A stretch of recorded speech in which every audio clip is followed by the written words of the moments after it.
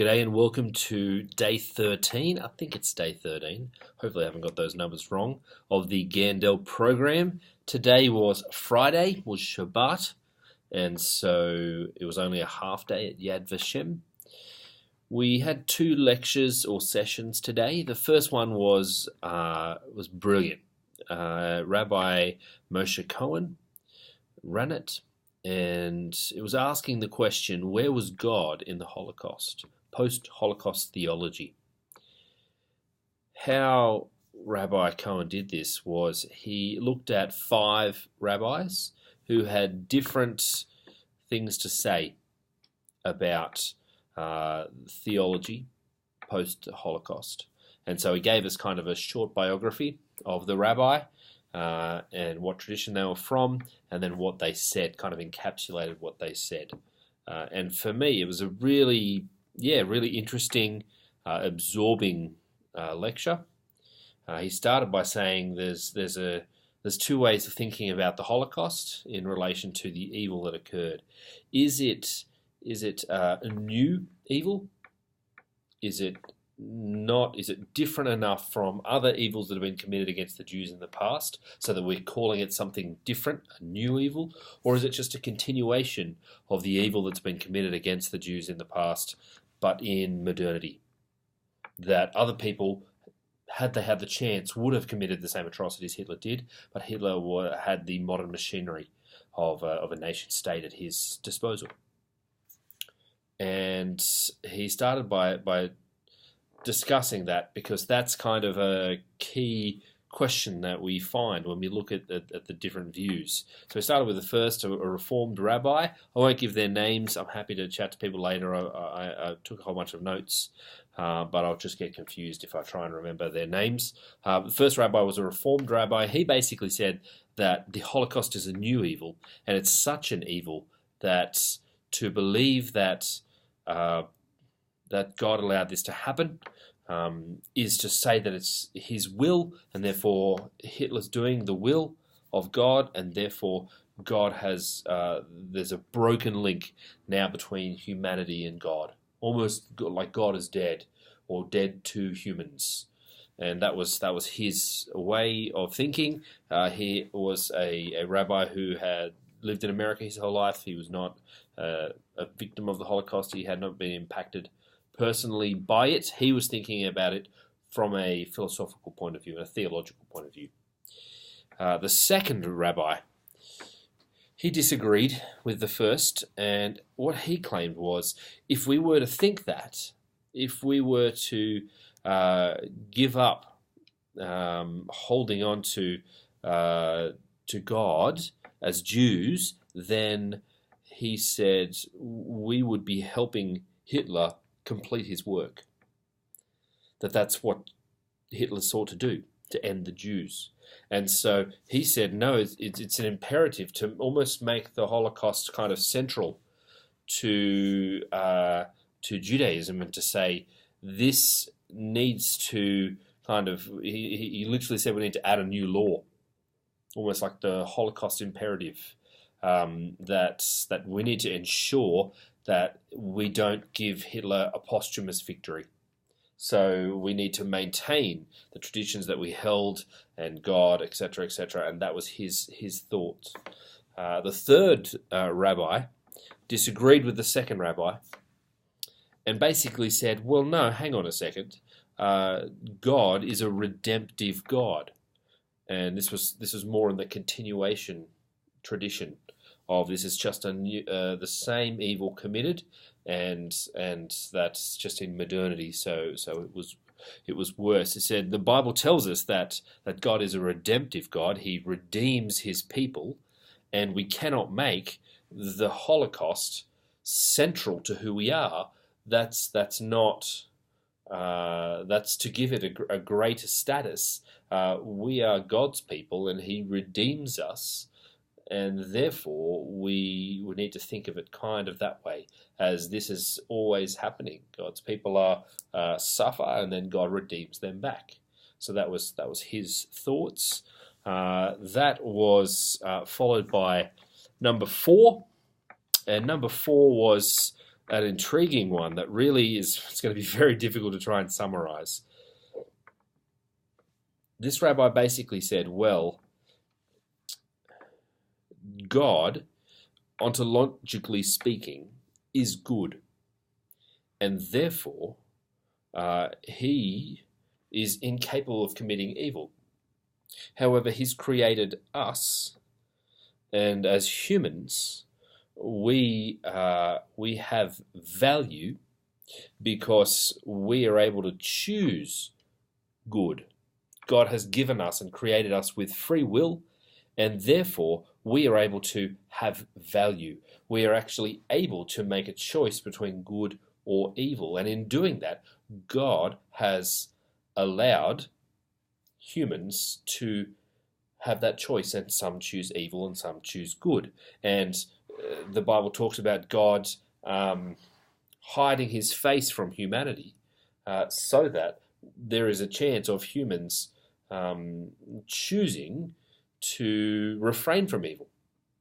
And he is patient and steadfast in allowing us that chance. And if God were to stop and to intervene, we would no longer be human. We would no longer have free will. And so it's this dilemma of how does a God allow humans to have value, and our value is seen in us struggling to do good, choosing free will, and therefore there's this dilemma there. And he said that the dilemma is found in, well, what happened to the victims? They were not, God didn't intervene and help them, and evil was committed on them, and he took the broader view and said, well, they have been survived through the rest of Israel who did survive the Holocaust. That those victims are part of a people who are now stronger and have their own nation state. So that was, hopefully I've said this, I'm trying to encapsulate and summarize what are quite deep theological concepts about the nature of good and evil and God and ontology. And so if I'm getting you mixed up, I apologize. This is going to be a 15-minute lecture just on this one thing. Finally, the last rabbi was all basically saying, who are we to try and work out the purposes of God? People are born and they get whatever hand they're dealt, and it's up to us to decide to do the best we can with the hands that we're dealt.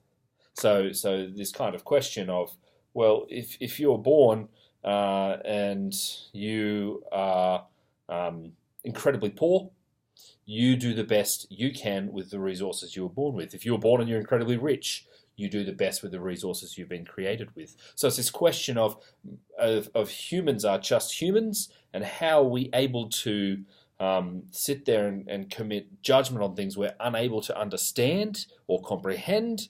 Therefore, we should, as humans, seek to do what we can do, which is to live the best life we can. And in my mind, listening to the lecture, and Rabbi Cohen agreed with me at the end, I think 3, 4, and 5 are not mutually exclusive. You can actually agree with all three of those, and it forms a coherent kind of theological underpinning for the Holocaust. That was my thoughts. So yeah, interesting, fascinating start to the morning. It really did. A lot of questions kind of that have been in the back of my mind thinking through this. A lot of them were kind of helped, and some added as well at the same time, which is fine, which is great. This was followed by a short educational session that we had, where Yale led us through Return to Life, this question of what did it look like once the Jews were liberated?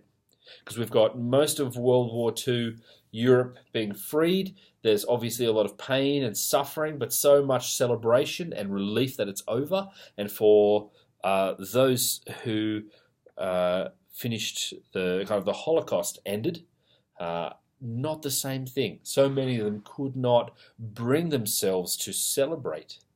So many of them had lost everything. So many of them were the the sole remaining member of their family. Almost every single one of them had lost their home. So many of them went back to communities where there was no community there, and they wouldn't end up staying in whichever country they'd grown up with. They went overseas. So it was this question of how do we think about liberation, and how do we think about Jews being liberated as opposed to the rest of Europe. So that was also very interesting. I'm going to talk a bit about my project in a day or two and what I think I'm going to end up doing. Then we jumped on the bus and finished at Yad Vashem. Back to the hotel, a couple people got off. The rest of us went to Bethlehem. So this was really special for me. Had some lunch, obviously in Palestine, and then we went to the field of Boaz. So for those who don't know their biblical history, Naomi goes to Moab when there's a famine in Israel, and her two sons marry two Moabites, one of whom is Ruth. The sons die in Moab. Naomi says she's going to go home, and her other daughter-in-law stays behind. Ruth says, no, I will come with you. Your people will be my people. Your God will be my God. So they both come back. Ruth, the Moabite, it's in Jordan, and Naomi, and they come back, and eventually Ruth marries Boaz.